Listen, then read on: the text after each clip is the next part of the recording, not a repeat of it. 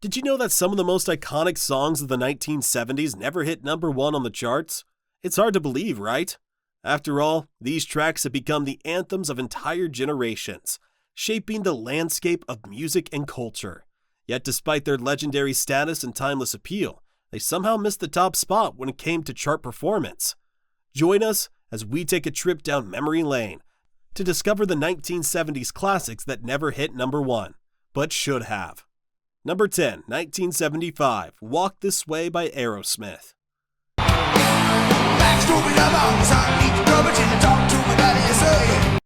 Some songs don't just define a band. They become so iconic, they shape entire generations of rock music. And if there's one track that turned Aerosmith from a bad boy bar band into rock legends, it's Walk This Way. But here's the wild part. It never even hit number one. Hard to believe, right? That furious opening tune, that swaggering, half-rapped vocal delivery from Steven Tyler that was so ahead of its time. It practically invented rap rock a decade before Run DMC would turn it into hip-hop history. Walk This Way had everything, except a number one spot on the charts. The song first landed in 1975 on Aerosmith's Toys in the Attic album. When it released as a single, it barely cracked the top 10, peaking at number 10 on the Billboard Hot 100. And that's despite the fact that it had one of the most recognizable sounds in rock history, thanks to Joe Perry's bluesy, rapid-fire intro that hits like a punch to the gut. Walk This Way was fast-talking, playful, and just suggestive enough to make radio stations nervous. Legend has it that producer Jack Douglas suggested Tyler write lyrics inspired by a dirty joke. And well, mission accomplished. But in classic Tyler fashion, the song wasn't just about the words, it was about the delivery. That fast, almost spoken word style wasn't common in rock music at the time. It was fresh, unique, and decades later, it would become the reason Run DMC chose this song to bridge the gap between hip-hop and rock, changing music history forever. But before that legendary collaboration in 1986, Walk This Way was already a popular piece of rock radio, despite never topping the charts. It was pure, unfiltered, and captured the dirty, gritty essence of 70s rock, better than almost anything else. And while it may not have hit number one, it became one of the most important songs in rock history, a track that influenced bands for generations and proved that sometimes the greatest songs don't need a number one hit to become immortal. 1973, Sail On, Sailor, The Beach Boys. I sail an ocean, unsettled ocean. The Beach Boys. You hear the name, and you probably think of California Girls, Surfin' USA, Good Vibrations, the golden age of sunshine pop. But by the 1970s, the Beach Boys weren't just a surf band anymore. They had evolved, sometimes beautifully, sometimes chaotically, and buried in the evolution was one of the most stunning and soulful songs they had ever created. Sail On, Sailor.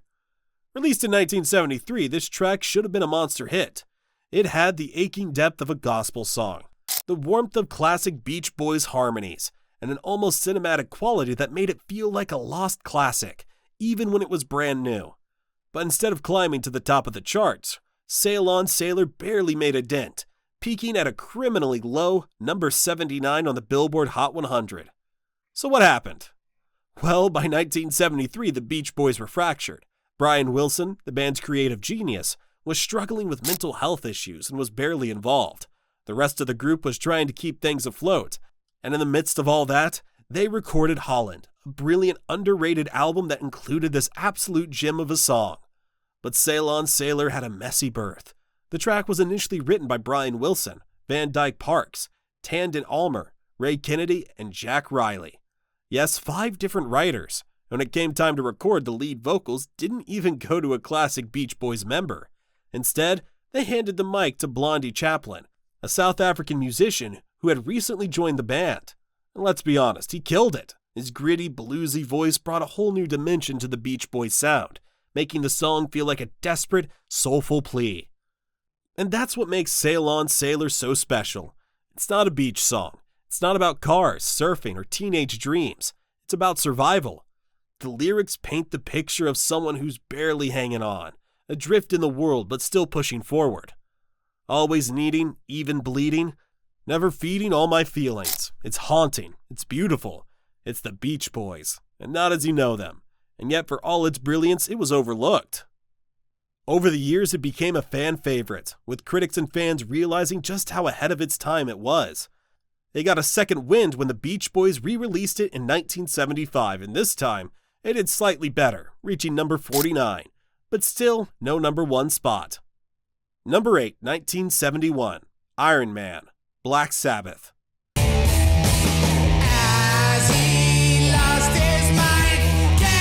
Let's talk about one of the heaviest, most menacing riffs ever put to tape. It defined metal before metal was even a thing. A song that would go on to become one of the most recognizable anthems in rock history. And yet, Iron Man never hit number 1. Seriously, how is that even possible? From the first second that Tony Iommi's earthquake of a guitar kicks in, Iron Man sounds like the soundtrack to some apocalyptic war zone. It's slow, it's crushing, and it's the exact moment where Black Sabbath cemented their status as the godfathers of heavy metal. But here's a fun fact. Despite what the title suggests, Iron Man has absolutely nothing to do with Marvel's superhero. The song actually tells the eerie story of a man who sees the future, witnesses the end of the world, and then, due to a freak accident, becomes the very thing that destroys humanity. In short, it's sci-fi horror set to music. And Ozzy Osbourne's robotic, almost hauntingly slurred delivery of I Am Iron Man, at the beginning, purely accidental. Apparently producer Roger Bain added a special effect to Ozzy's voice as a joke, and the band loved it so much that they kept it in. But let's get to the real mystery. How did Iron Man not hit number 1? The song was released as a single in 1972, and only reached number 52 on the Billboard Hot 100. Meanwhile, bubblegum pop and softer rock ballads were dominating the charts. Sabbath, for all their groundbreaking innovation, was seen as too dark, too heavy, too dangerous for mainstream radio. They were underground heroes, revolutionizing music, but the world just wasn't ready for Iron Man. Yet. Fast forward to today, and it's a different story. Iron Man is now an undisputed classic, used in movies, video games, sports arenas, and even real-life war zones. U.S. military troops have reportedly blasted the song in combat zones as a battle anthem. And of course, when Marvel finally brought Tony Stark to life on the big screen, guess which song defined the Iron Man legacy? Yeah, this one. It may not have hit number 1 in 1972, but Black Sabbath won the long game, because decades later, Iron Man is still unstoppable. Number 7, 1972, Changes, David Bowie. When I was waiting for, and time was running wild. Some songs punch you in the face. Others, they creep into your soul, shift something inside you and stay with you forever. Changes by David Bowie is a perfect example. Now, Bowie is one of those artists where you almost expect every song of his to have been a chart-topping juggernaut. And yet, this song, arguably one of his most important, never even broke the top 40. By 1972, glam rock was already taking off, and Bowie was already ahead of the curve. He reinvented himself, turning music into theater, fashion into statements, and lyrics into pure poetic art. Changes was a melancholic, deeply personal, yet wildly universal anthem about transformation, reinvention, and the unstoppable force of time. Changes. You can hear the urgency in that stuttering chorus. Almost like Bowie's trying to tell us something about the world that we're not ready to accept yet. And in many ways, he was. The 70s were about to be a decade of massive social, political, and artistic upheaval, and Changes captured that feeling perfectly. Despite being one of the most quoted and recognizable songs of all time, Changes didn't make much of an impact on the charts when it was first released. It peaked at number 66 on the US Billboard Hot 100, a complete injustice when you think about how often this song is referenced today. And the reason? Bowie was still an underground artist at the time. Ziggy Stardust hadn't fully landed yet, and mainstream radio hadn't caught up to what Bowie was doing. His music wasn't meant for quick hit chart success. It was designed to last, and last it did. Over the years, Changes became an anthem for every generation. It's the kind of song that means something different, depending on when you hear it in your life. Maybe as a teenager, it's about growing up and figuring out who you are. Maybe as an adult, it's about the relentless march of time and trying to hold on to the parts of yourself that matter most. It's bittersweet, it's powerful, and it's timeless. So should Changes have hit number 1? Absolutely. But much like Bowie himself, this song was never about chasing trends. It was about defining them. And that's exactly what it did. It's another tequila sunrise. Number 6, 1973, Tequila Sunrise, The Eagles. There's a reason the Eagles became known as the sound of California in the 1970s.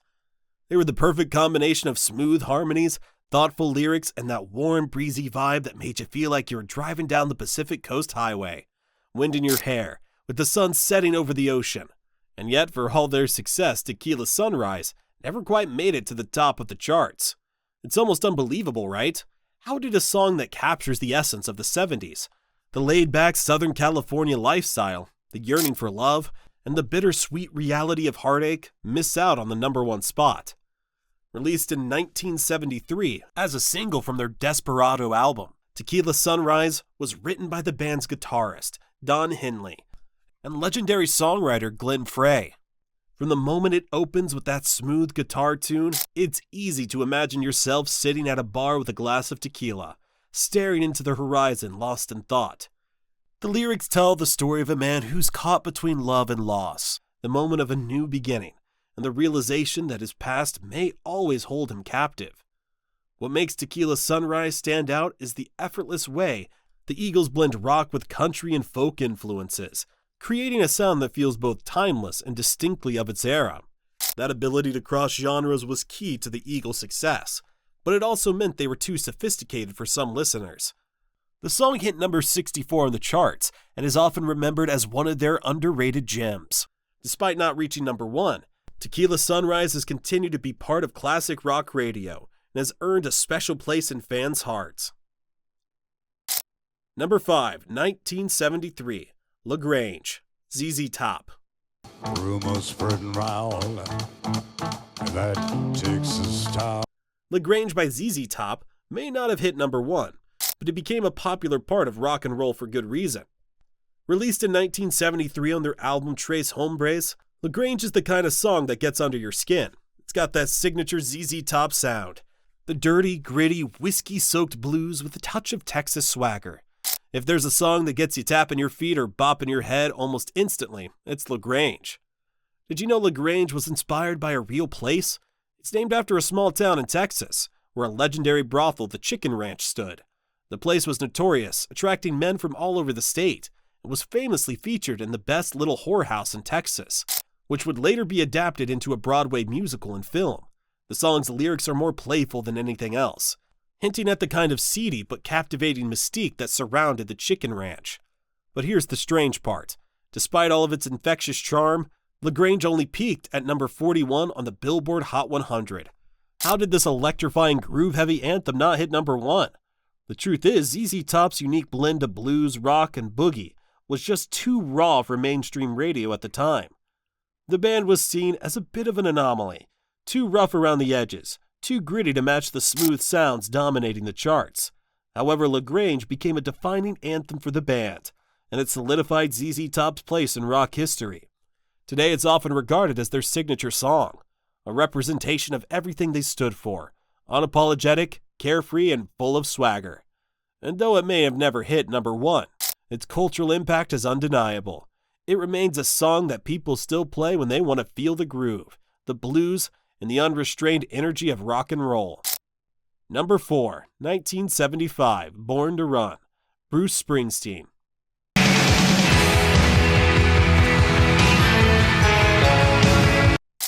Some songs aren't just music, they're a feeling, a movement, a battle cry for anyone who's ever dreamed of something bigger. And in 1975, Bruce Springsteen delivered one of those songs with Born to Run. It's loud, it's urgent, and it feels like a desperate sprint toward freedom. Wrapped in a wall of soaring guitars, pounding drums, and the unmistakable saxophone. But despite its legendary status, it never reached number 1 on the Billboard Hot 100. Born to Run is a 4-minute, 30-second explosion of youthful rebellion, heartbreak, and restless ambition. From the moment the thundering drum roll kicks in, you know you're in for something big. The lyrics tell the story of a young couple, 2 lovers on the edge, desperate to escape their dead-end town, taking one last shot at something better.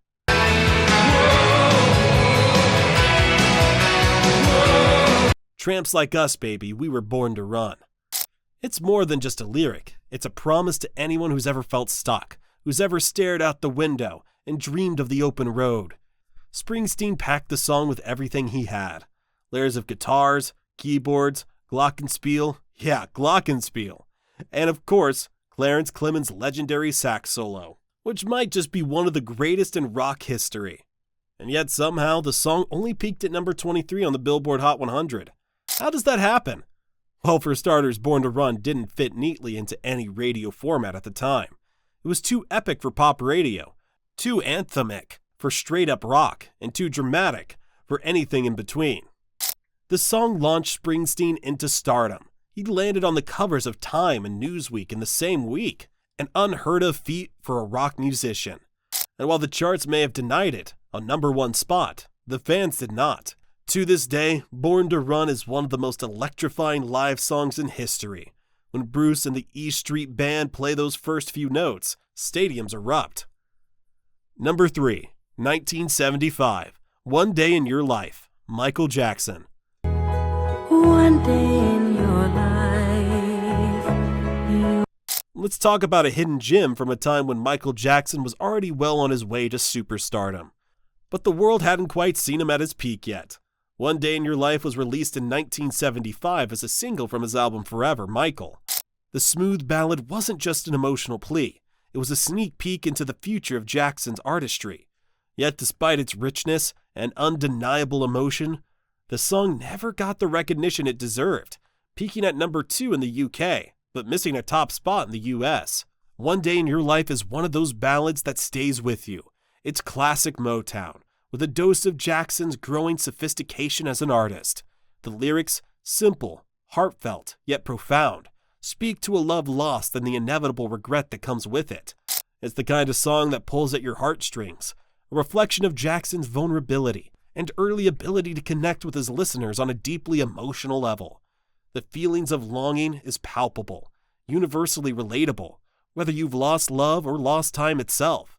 A fun fact is that this song came just before Michael Jackson would become the king of pop. In 1975, Jackson was still in transition, no longer a child star, but not yet the global icon he would become in the 1980s. Despite his growing popularity and the song's smooth emotional depth. So why didn't the song top the charts? Part of it was timing. Jackson was moving away from his Motown roots, and the world wasn't quite ready for the musical revolution that was to come. Number 2, 1971, Rock and Roll, Led Zeppelin.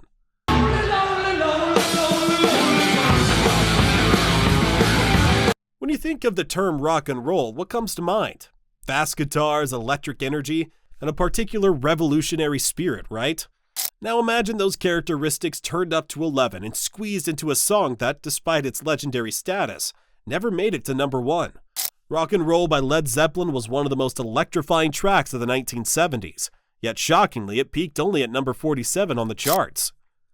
Released as part of their Led Zeppelin 4 album in 1971, Rock and Roll is a celebration of the genre that gave the band its very identity. The song's opening drum beats, courtesy of John Bonham, instantly set the pace, a foot-stomping rhythm that is pure adrenaline. But it's not just the drums. Jimmy Page's guitar tune and Robert Plant's howling vocals create a wave of energy that's impossible to ignore.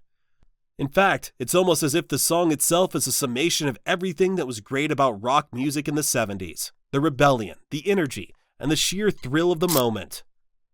You might wonder how a song so iconic could possibly miss the number 1 spot. Well, it wasn't for a lack of impact. At the time, Zeppelin was still building its colossal fan base, and while they were already rock legends, their songs weren't as mainstream as the radio hits of their contemporaries. Despite not reaching the top, Rock and Roll became one of Zeppelin's most essential anthems, playing a critical role in shaping the sound of hard rock for decades.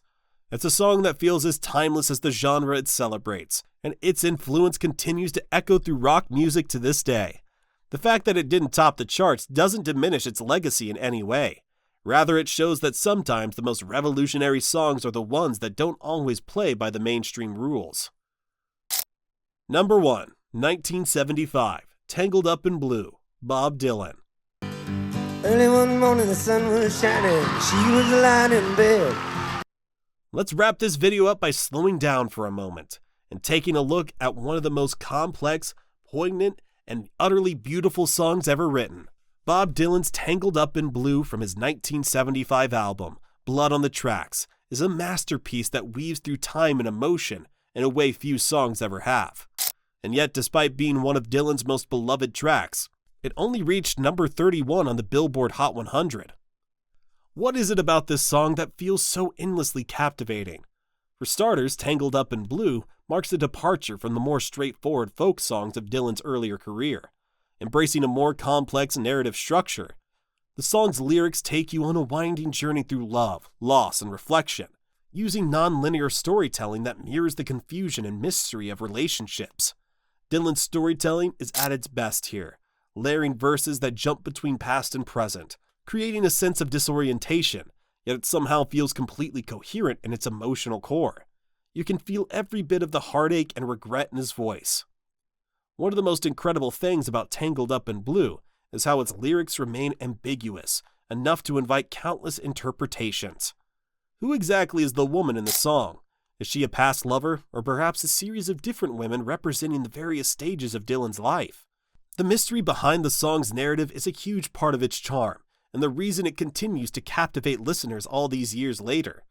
Dylan's ability to capture such complex and universal emotions in a single song is one of the reasons he remains a towering figure in music. Despite its brilliance, Tangled Up in Blue didn't hit number 1.